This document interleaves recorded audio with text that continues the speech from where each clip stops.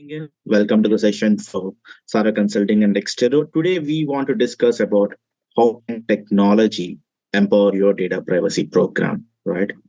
The most important thing is we know the bills are coming in data protection. Well, for India is already a law. There are so many laws coming in UAE and everywhere. So we have a lot of potential personal data we are sitting on. Now we want to utilize the existing technology so that we can up our privacy game, right? We can generate the trust with the customer. So let's get started and see how the technology can help us to improve our data privacy program. Today, along with me, I have Rahul. So let's get started. Rahul, over to you for your introduction. Yes, thank you, Akhilesh. Thank you, Tsaaro, for having me for this webinar. It's been a pleasure to be associated for this series. And I am Rahul. I work in technology policy and data protection space. I run this organization called the Perspective and Grades, for which we provide data protection solutions, advisories, and consulting services to our clients. And in this webinar, I'm participating as senior privacy advisor for Exterro to help them with the data protection requirements and consulting needs. Thank you so much, Rahul. So Exterro has been a value add partner from long time, and we are implementing Exterro at multiple places. So Exterro is a privacy governance tool that helps in identifying the data discovery and helping us maintain the privacy program. And we are a boutique privacy firm, and we have helped multiple organizations across the world to help them with their privacy program. So let's get started for today's session. So we'll be covering on the technology front, and we'll also talk about the challenges and how Exterro can help you to comply with the privacy program. So what do we mean by privacy technologies or a technology that can help you with the privacy program, right? The first use case that if you look at the technology is the data discovery, right? So we have tons and tons of data lying in our data sets. How do you identify?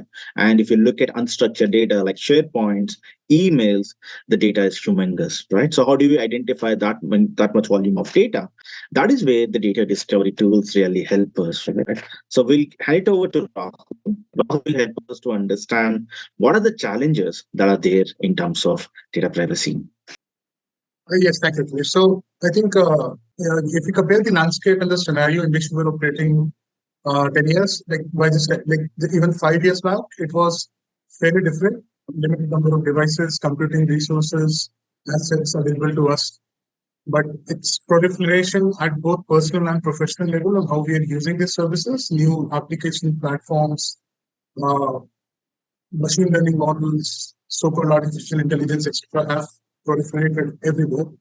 And most of them rely on processing of data for providing analytics, beneficial insights that can be used both for the beneficial of the organization, also can help users understand their behavior, monitor, and target them better. So, with with the large scale adoption of these technologies, these data centric processing platforms, now the challenges to data privacy have to they are paramount. They will occur, and there has to be some sort of balance uh, through different layers of interventions, be it regulatory, policy, technology, process, administrative, anything, right? So that the data privacy risks are controlled at appropriate layers. And since organizations have to use these tools to provide these services, so one is how do you make these tools and the services privacy optimum, but also is how do you then deploy additional tools and resources to improve your privacy posture and provide the assurance to the clients and services. So that increases the cost of operations, both capex and opex for the organizations, and also the maintenance costs that you have to incur.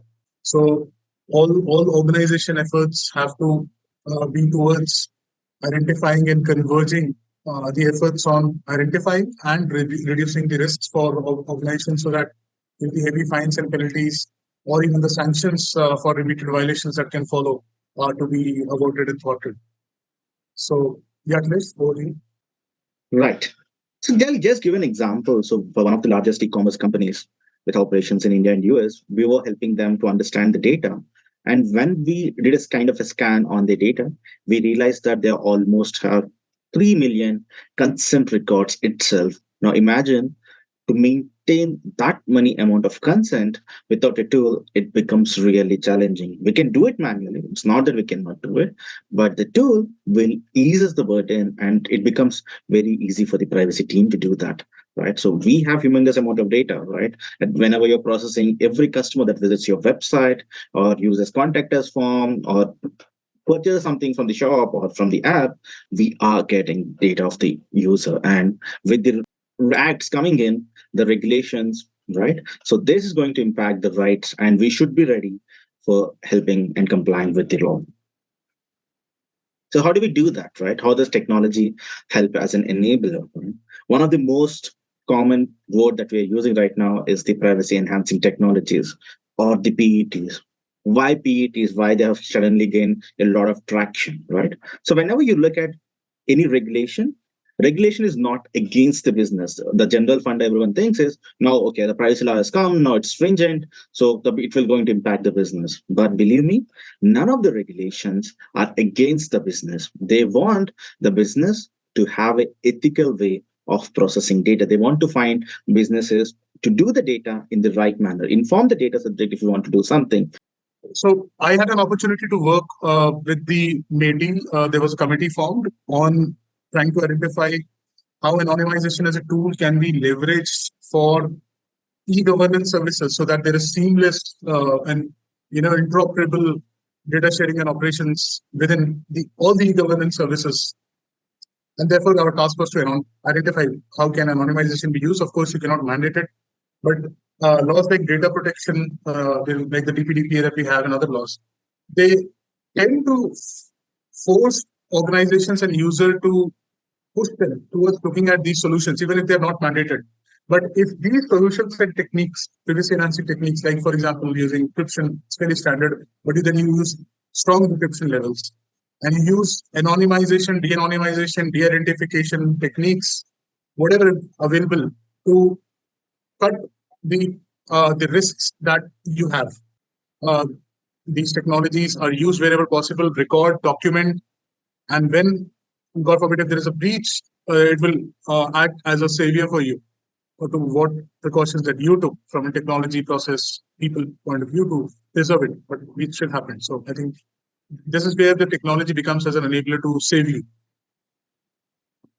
That's true, right? Like if you look at the enabler, the technology enabler, it's not that they have been creating new, right? We have been having credit card tokenization almost from the time the PCI DSS has come in, right?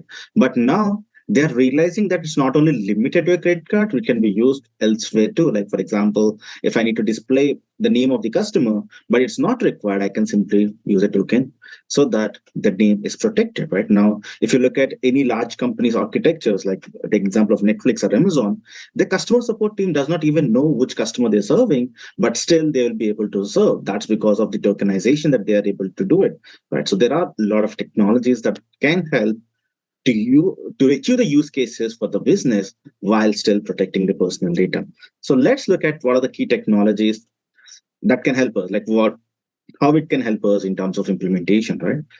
One of the most important thing is understand your data. So once you know your data by doing a data discovery, it's very important that we classify the data, right? So that we can implement appropriate safety measures or practices.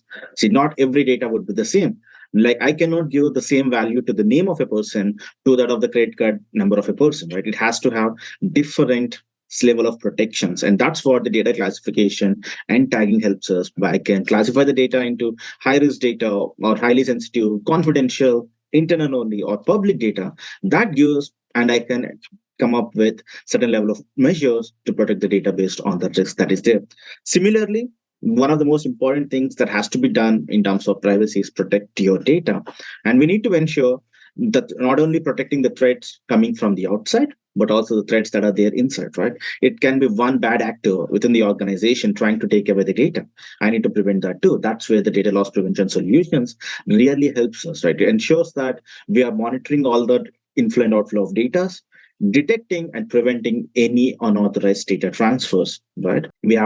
We need to ensure that the data is protected. One of the best ways having an encryption, right? So that data at rest and data in motion is well protected. And my favorite that really helps in terms of compliance is privacy by design. The reason being, all the other measures are reactive measures. So someone is taking away the data, I'll have a DLP solution in place so that they can't take away. But privacy by design is a proactive measure. While developing the application itself, I'll consider all the potential privacy risks, and based on that, I'll come up with the measures immediately. So, right.